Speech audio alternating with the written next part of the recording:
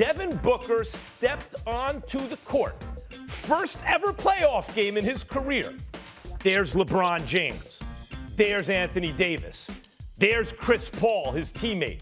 And he was clearly the best player on the floor. Think about that for a second. LeBron, AD, and Chris Paul all going to the Hall of Fame, first ballot, all tons of playoff experience, championships everywhere you look.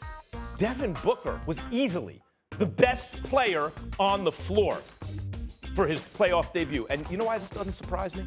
I always wondered about Devin Booker. Is he an empty calorie stats guy? He's putting up big numbers and shooting on a bad team. Then I saw what he did in the bubble. 8 games. He averaged 31, 6, and 5, went 8-0.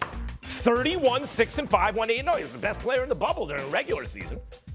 He gave him 34, 8, and 7. He was even better when they needed him most. Chris Paul goes down. He's out for a while. When he comes back, you can see him favoring the shoulder. Don't worry about it. Book got this. I know Deandre Ayton, other guys played well for sure, but who was the best player on the floor? Think about that one. It was Devin Booker. Wow. And by the way, I'm not even surprised. Well, none of us are surprised. The way we've seen LeBron and Anthony Davis look as of late, it was Devin Booker's first game. We saw his play in the bubble. We've seen him throughout this season. And we saw him in his career before Chris Paul ever arrived. And we know what an offensive juggernaut that he is. So next time you want to tell us the sky is blue, feel free. I'm really, really interested in knowing how innovative that is. Great. I will tell you is this. This is what I will tell you. Even though I will concede that Devin Booker definitely was the best player on the court last night, and you want to use that as an argument, that's fine. The story is Deandre Ayton against Anthony Davis. Anthony Davis is one of the top 5 players on the planet when healthy. Anthony Davis had an atrocious performance. An atrocious performance. And Anthony Davis knows it. And I have no doubt that he's going to come back after this because we've seen him respond when he's had questionable performances in the past and make amends immediately, and I fully expect it. Here's what I would say to Anthony Davis. You damn well better have. Deandre Ayton, let me throw these numbers out for you. 21 points, 16 rebounds. Hit 90% of his shots, 10 of 11 shots, and was a plus 16 when he was on the court. He played 36-plus minutes. Anthony Davis played 38-plus minutes. You were on the court when that brother was biggest minus in the game. You were, and the biggest minus in the game. Minus 18. What is it? What is it, Anthony Davis here? Minus 18. Minus 18 with Anthony Davis on the court. Just 5 of 16 shots, 31% shooting from the field. Okay, excuse me, how many rebounds did you have? 7? 7 rebounds? 7 rebounds and shooting 31% from the field? And this young pup, okay, first playoff game, takes it to you like that. Wait a minute. He looked bigger. He looked stronger. He looked like he had more. It's Deandre Ayton we talking about here. Now, we know he's good. And we know that CP3's been working with him. And we know that CP3 has been in his face and in his ear saying, in order for us to come out of the West, we need you. We know CP3 been preaching that to him all year long. And he's developing and he's got better and he's got better.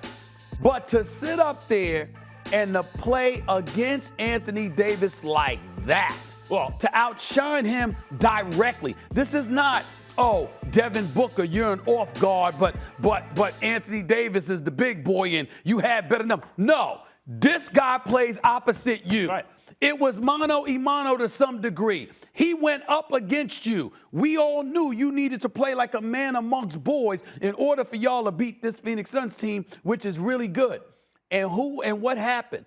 This brother looked bigger, stronger, faster, more active, like he wanted it more, scored more points than you, had more rebounds than you, shot better from the field than you, and was a better individual from a plus-minus perspective.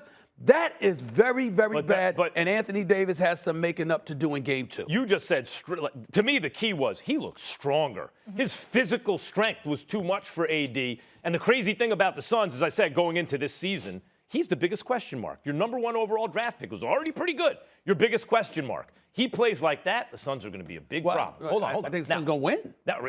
I'm saying going to be a big problem, period, through the West. Here's the thing about AD, and I also told you this. Last year, in the playoffs, in each round of the playoffs, AD shot better than he normally shoots from the outside. Now, you and Perk are trying to tell me the outside just means the outside, the painted area. really, in the last 10 years, when people say the outside, when I say that, I'm talking about three-point line. You know, a stretch 4 nowadays or a stretch 5 means you can shoot from the outside, from 3, get that extra point.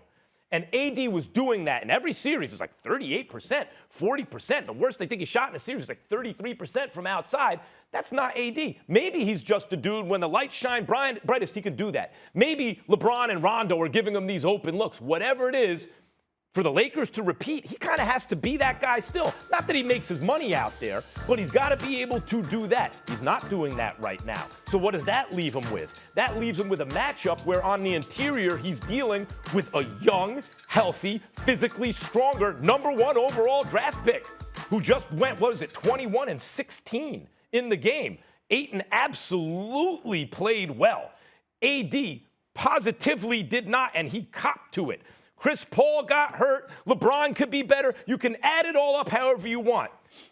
Devin Booker was the star of stars, and there were a lot in that game. Nobody's debating that he was the star of stars. But if Anthony Davis was a man treating Deandre Ayton like the boy he's supposed to be treated like, by that I mean inexperience, age, the fact that this was his first playoff game. If Anthony Davis had treated him like he was supposed to be treated, the Lakers still walk away winning this game in all likelihood, even with Devin Booker doing what he did, because Anthony Davis would have been that man he was supposed to be. Look at the highlights. Look at what they're showing about. Turn around, fall away jump shots, contested, turn around jump shots on the baseline, pulling up from 3 at the top of the key. You got to go in the post and remind that kid, you're going to have to contend with me. Thanks for watching ESPN on YouTube. For live streaming, sports, and premium content, subscribe to ESPN+.